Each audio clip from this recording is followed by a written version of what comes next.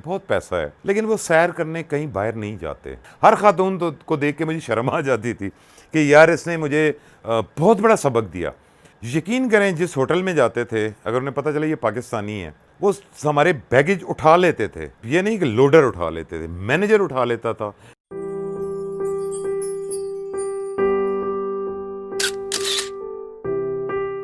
और इस दौरान एक और जो लाइफ का अच्छा एक्सपीरियंस हुआ था कि मैं जब 2006 में डिस्ट्रिक्ट मैनेजर कंफर्म हुआ तो हमारी कंपनी ने डिसाइड किया कि अब कल्टस देनी है मेहरान की बजाय।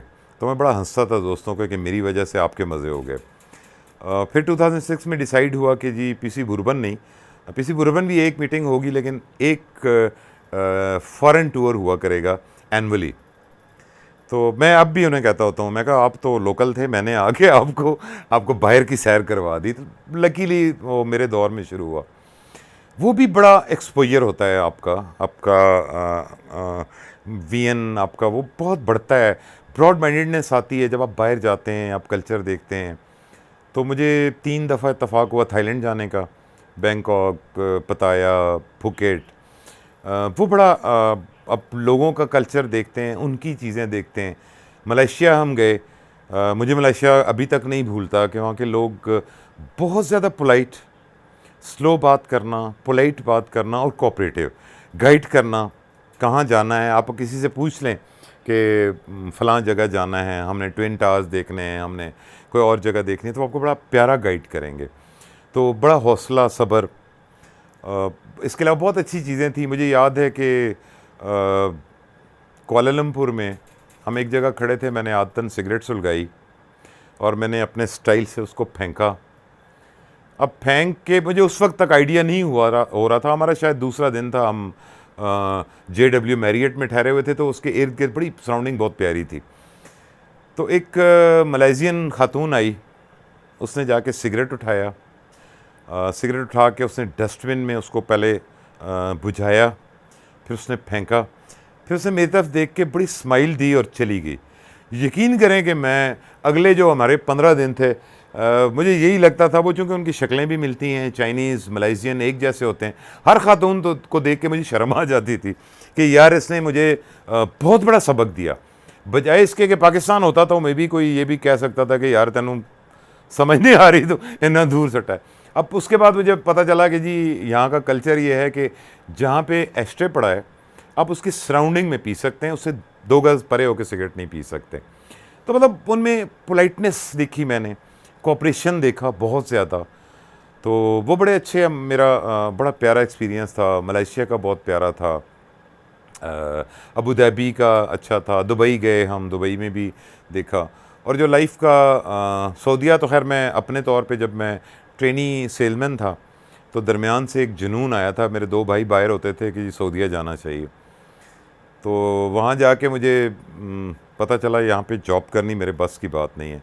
तो मैंने वहाँ पे उस वक्त टेलीग्राम्स होती थी, मैंने कंपनी को टेलीग्राम दी कि मेरी छुट्टी एक्सटेंड करें, मैं ज़रा 2 महीने रह के 3 महीने 4 महीने फिर घूम के आ जाऊँगा। तो वो एक्सटेंड हो गई। मैं उस वक्त ट्रेनी मैनेजर था। तो वहाँ बड़ा मज़ा आया, वहाँ पे मैंने ज़ियारात बड़ी की, उम्रे बड़े किए। भाई मेरा बड़ा 2 भाई वहाँ होते थे, वो मुझे रोज़ ले जाते थे कहीं ना कहीं, कि शौक़ होता है कि यार जंग खंदक कहाँ हुई थी, वो जगह दिखाएं। अब तो शायद नहीं है, लेकिन उस वक्त खंदक के निशान भी थे। हज़रत उस्मान गनी का कुआँ जो उन्होंने वक्फ़ किया था वो कहाँ है, वो फिर जाके मैंने देखा। और सबसे मज़े का था, वो मेरे साथ आज भी मजाक करते होते हैं कि खाके शफ़ा होती है, वाइट मिट्टी होती है, जो अब भी ना कोई फौत हो तो उसके साथ रखते हैं। वो खाके शफ़ा की हिस्ट्री ये थी कि एक किसी गज़वा में कुछ सहाबी ज़ख्मी हुए तो रसूल अकरम सल्लल्लाहु अलैहि वसल्लम ने फरमाया कि इस वादी की मिट्टी लगा लो तो ठीक हो जाओगे, तो वो लगा लेते थे। वो मैंने रात को भाई से कहा, मैंने कहा यार वो जगह देखनी है। कहते हैं चलो जी, वहाँ गए हम। तो मैंने कहा ये मिट्टी मैंने निकालनी भी है। तो उसने जगह दिखाई। वो मुझे अब भी मेरे लिए बड़ी हैरत की बात है कि हमेशा हर जगह की मिट्टी ब्राउन होती है, ब्लैक होगी, रेडिश होगी, ब्राउन होगी, वो बिल्कुल वाइट है। मैं खुद गया, मैंने भाई से कहा कि खोदूंगा कैसे, तो उन्होंने कहा वो पाकिस्तान में हमारे इलाके की एक कल्चर है कि यहाँ पे ये जो चेल आपने आती हुई देखी थी, एक नाला है जो हज़रो साइड से निकलता है और दरसिंध में जाके गिरता है, इसके इर्द गिर्द की जो मिट्टी है वो बर्तन बनाने के लिए बहुत मशहूर है। हमारे गांव में आज भी एक बंदा है जो बनाता है, लेकिन इससे पहले ये होता था कि घड़े और ये बहुत चीज़ें बनती थी। गमले आज भी बनते हैं बहुत खूबसूरत। तो उसने कहा कि जैसे गांव में लोग सरिये और पतरे लेके जाते हैं, निकालते हैं, यहाँ भी पाकिस्तानियों ने रखे होते हैं। तो मैंने निकाली वो, बल्कि ये पड़ी हुई है, ये आप देख रहे हैं मिट्टी उस दौर की। तो वो मैंने निकाली। तो मैं कुछ चीज़ें लाया, गारे हिरा के पत्थर लाया, जबलन नूर के पत्थर। तो मुझे हंसते थे कि ये मैंने बहुत वेट इकट्ठा कर लिया। तो उन्होंने कहा यार ये किराया देना पड़ेगा, जहाज़ में थोड़ी थोड़ी ले जाओ। तो मैं थोड़ी थोड़ी ले आया। तो मतलब ये मैं बहुत लोगों को कहता हूँ, मैंने बहुत अपने रिश्तेदार देखे हैं, दोस्त देखे हैं, बहुत पैसा है, लेकिन वो सैर करने कहीं बाहर नहीं जाते। सर बहुत फ़र्क पड़ता है, आपको दुनिया देखने का मौका मिलता है।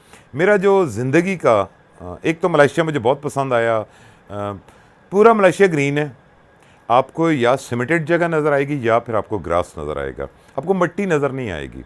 इतना उन्होंने डेवलप किया था। ये बल्कि मैं पुरानी बात कर रहा हूँ, मलेशिया तो मैं 2006 में गया था। फिर हर साल दुबई, अबू धाबी, थाईलैंड के डिफरेंट, बैंकॉक एक दफ़ा गए, एक दफ़ा फुकेट गए, एक दफ़ा पताया गए। 2011 का जो मेरा आखिरी टूर था दैट वाज इस्तांबुल।